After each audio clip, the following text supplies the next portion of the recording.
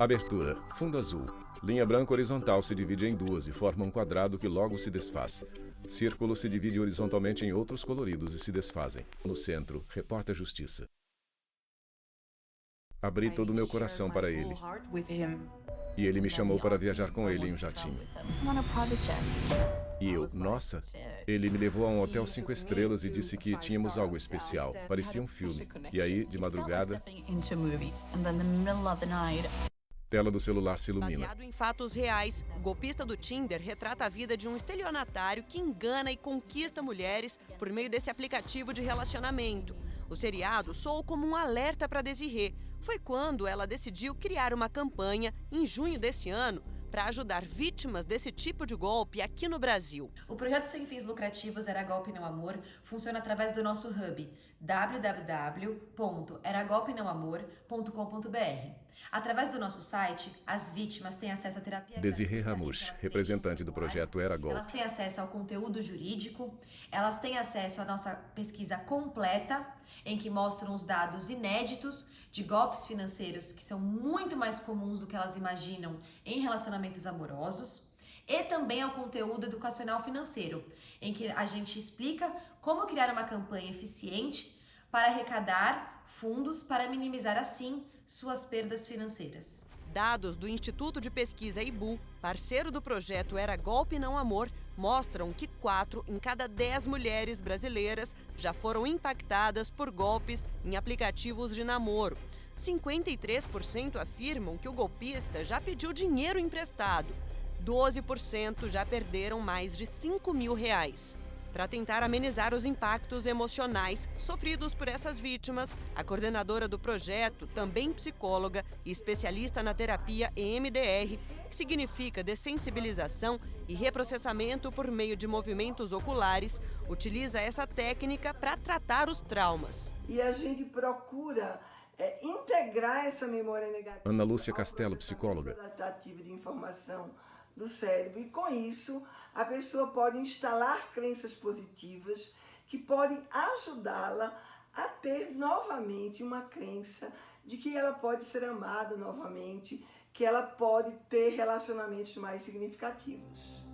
Esse advogado explica que o estelionato sentimental é caracterizado por uma pessoa que se aproxima da outra com o intuito de obter vantagens ilícitas, seja no mundo físico ou digital. O autor do golpe pode ser condenado por estelionato e a pena prevista é de 1 a 5 anos de prisão. O direito da vítima de estelionato sentimental é o seguinte: Narden Souza, advogado. Quando ela possui comprovação necessária de que realmente foi vítima, ou seja, conversas e aplicativos de relacionamento, transferências bancárias, pagamentos de boletos, conversas, cartinhas de amor, ela pode se direcionar até a justiça civil, tá, no âmbito civil, para tentar recuperar esse prejuízo financeiro. O problema é que ainda não há a tipificação de estelionato sentimental, ou seja, não existe uma lei específica sobre o assunto. O que se tem é o artigo 171 do Código Penal. No entanto, existe um projeto de lei, tá? O 6.444 de 2019, que tem a intenção de colocar expressamente a palavra estelionato sentimental, porque tem muitas vítimas que vão até a delegacia de polícia e são atendidas da seguinte forma: olha, isso você só vai resolver no âmbito civil. No criminal não existe tipificação expressa. Se aproveitar da confiança estabelecida dentro de um relacionamento amoroso para aplicar golpes pode parecer cruel, mas acontece mais do que a gente imagina e é preciso estar atento a alguns sinais. Quando a vítima de estelionato sentimental percebe que foi enganada, é preciso dar o primeiro e talvez mais difícil passo, que é o de assumir a posição de vítima. Por isso, a denúncia é de extrema importância. Uma pessoa, ela deve compartilhar Karina Duarte, delegada. Pessoas do seu círculo íntimo ali, que ela tem extrema confiança, para ela se sentir mais fortalecida emocionalmente. E também ela deve procurar os órgãos de segurança, procurar a Polícia Civil para registrar o fato. Nesse caso, ela pode procurar a delegacia da mulher que for mais próxima da cidade dela, ou a delegacia circunscricional de atribuição geral mesmo, que for mais próxima, para comunicar os fatos e fazer o registro da ocorrência. Mulher usa aplicativo de mensagens do celular. Parece que nem sempre as vítimas prestam queixa e a delegada explica o motivo. Por vergonha. A pessoa acredita que estava ali numa relação íntima de namoro e aí depois, quando ela percebe que na verdade aquilo tudo ali foi uma fraude, ela se sente culpada, muito envergonhada pelo que aconteceu. Então muitas vezes elas não têm coragem de contar, nem mesmo para os seus familiares, para as pessoas íntimas ali do seu círculo social, e às vezes até nem mesmo para a polícia a pessoa tem coragem de falar, de denunciar, de pedir socorro, ou até mesmo porque elas não sabem que isso é um crime. A pessoa foi vítima, na verdade, de um crime de estelionato, de um golpe mesmo. E aí, às vezes, pelo contexto da história, né, a pessoa acha que estava no namoro e que, enfim, a pessoa não se sente confortável, não se percebe, acha que, na verdade, aquilo ali não foi uma situação criminosa e às vezes deixam de denunciar. Acostumada a lidar com crimes dessa natureza, Karina também dá algumas dicas do que deve ser feito para evitar esse tipo de golpe. Nunca acreditar cegamente, plenamente. Se a pessoa, por exemplo, diz que teve bens apreendidos na Receita Federal e que precisa de um dinheiro para conseguir liberar essas mercadorias, então são situações que a pessoa pode checar, pode ir em loco na Receita Federal ou onde quer que ele diga que essa mercadoria está apreendida, não confiar em números de telefone que a pessoa passa, a pessoa ir pessoalmente ver se aquela situação realmente é verdadeira. Com relacionamentos virtuais, outros cuidados também entram no rol de prevenção. Nunca confie apenas em mensagens de texto, porque pode ser qualquer pessoa que está ali. Às vezes a pessoa manda uma fotografia se apresentando, enfim, como um homem norte-americano de meia idade, militar aposentado, que é muito comum eles se apresentarem dessa forma, mas a pessoa nunca faz uma chamada de vídeo para ver se aquela pessoa com quem você está conversando, se é compatível ali fisicamente com a forma como ele se descreve nas mensagens de texto. Segundo Karina, o perfil da vítima e do autor são os seguintes. A gente percebe que, em geral, os autores são homens, né, pessoas do sexo masculino, e as vítimas são mulheres. Geralmente, essas pessoas, esses homens, eles procuram vítimas já com um perfil determinado, mulheres que demonstram, que aparentam estar numa situação de fragilidade emocional, seja porque estão passando por um momento de depressão e por isso estão fragilizadas emocionalmente, ou porque estão saindo de um outro relacionamento e por isso também estão ali numa relação de fragilidade emocional, ou então mulheres de meia idade que devido a questões sociais ali, a pessoa está num momento de carência e vulnerabilidade emocional.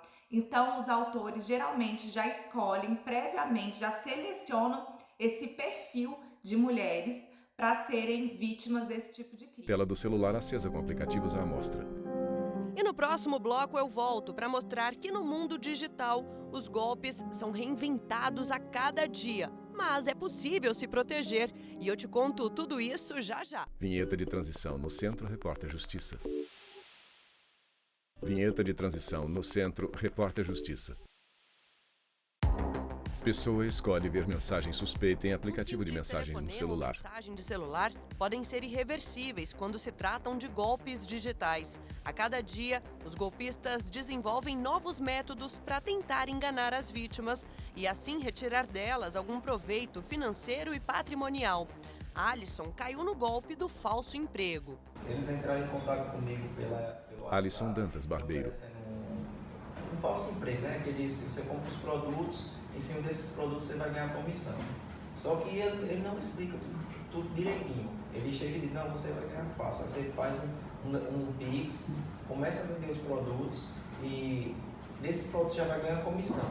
Aí o primeiro, beleza, eu consegui sacar, mas o segundo diante ele ficou tipo uma forma de missões, tem que cumprir essas missões para poder sacar o dinheiro. Quando se deu conta, não dava mais para correr atrás do prejuízo. Perdi uma quantia aproximadamente de R$10.500 através de Pix. Eles pediam Pix de 800, de 500, 1.000, 1.500 e a cada vez ia aumentando. e meu dinheiro continuava ficando preso lá no site. Esse advogado, especialista em direito digital, afirma que estamos vivendo uma migração do crime do mundo real para o virtual. Você tem que verificar se aquela empresa existe, se aquela... Stefano Ferreira, advogado.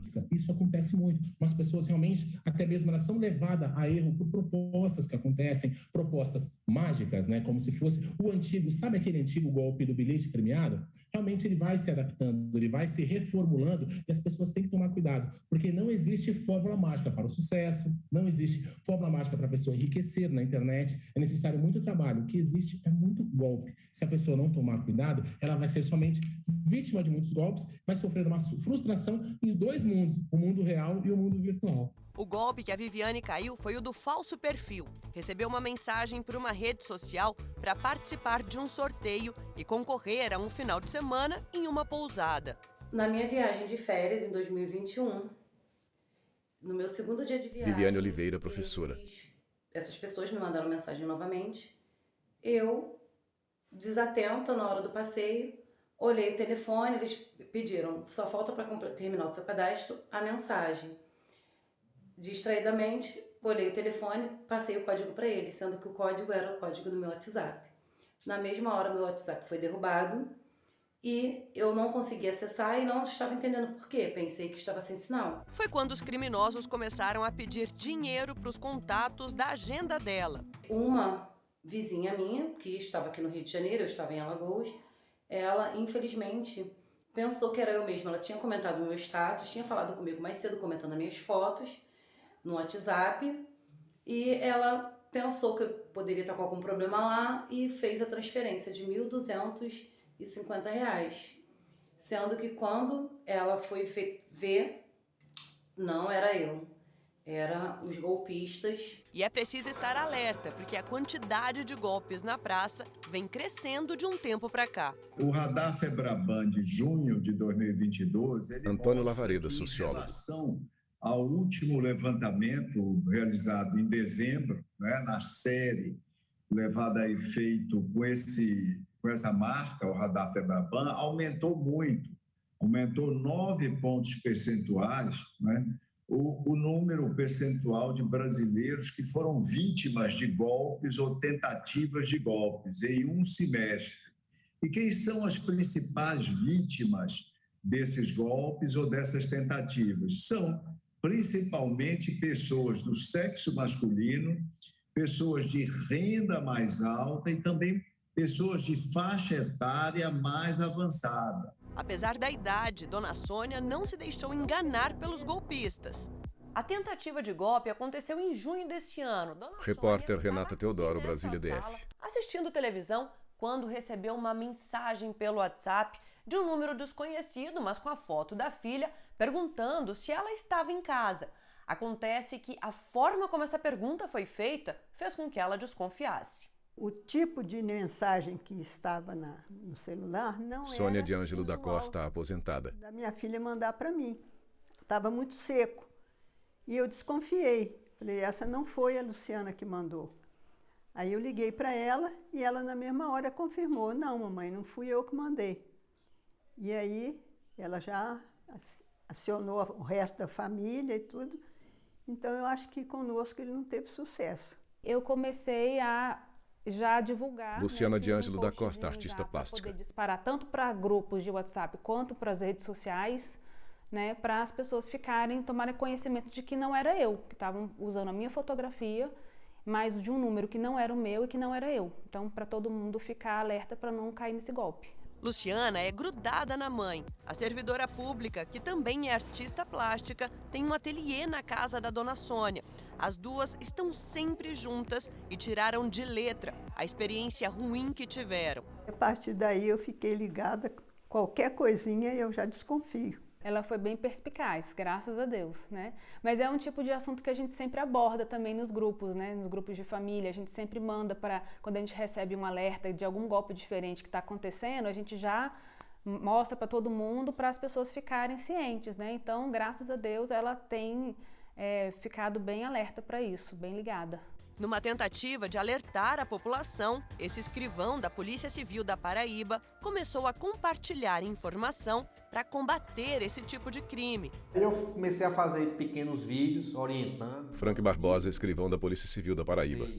Inicialmente, o meu perfil no Instagram, posteriormente, um perfil no YouTube. E aí eu vou criando vídeos curtos, alguns mais longos, orientando a população para que ela, tendo conhecimento daquela informação, ela não caia, ela não seja vítima para os estelionatários. A vítima de estelionato, seja ela da compra falsa no LX, seja ela do pedido de empréstimo através do WhatsApp, ela, a vítima, transfere o dinheiro para uma determinada pessoa, João, por exemplo, do banco X, mas o titular da conta bancária não tem conhecimento que tem essa conta no referido banco e não sabe que recebeu tais valores.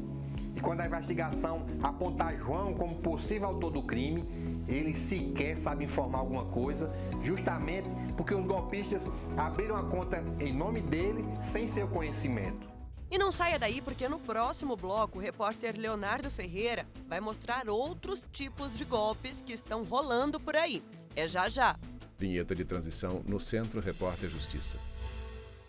Vinheta de transição no Centro Repórter Justiça.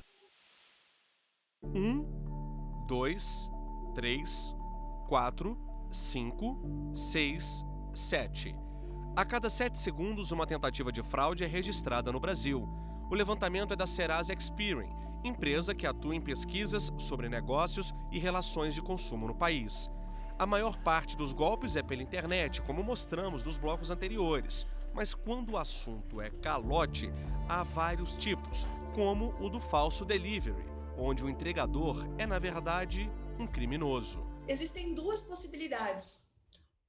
Beatriz Nogueira, especialista em direito do consumidor. De uma forma que o cliente olha o valor, vê o valor efetivo da compra, tá? Mas passa o cartão e o valor, ele na verdade que foi passado é muito maior do que o valor da compra. Ou uma outra forma que eles fazem é, eles adulteram a maquininha, quebram a maquininha e aí aparece só o finalzinho assim do valor, sabe? Carlos foi uma das vítimas. Pelo aplicativo de entrega, ele fez uma compra de R$ 66.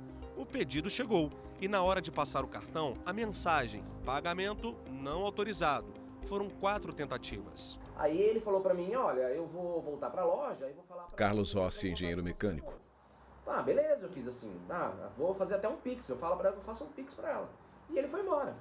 Quando eu entrei no escritório, que eu tinha deixado meu celular na mesa, é que eu vi que havia uma mensagem da segunda passagem do primeiro cartão, de um valor de R$ 3.999,99, se era eu. Aí que eu percebi que eu havia caído num golpe. Carlos ficou desesperado e na mesma hora comunicou o banco na tentativa de cancelar a operação e o aplicativo de delivery de alimentos e bebidas. Também registrou o boletim de ocorrência na delegacia.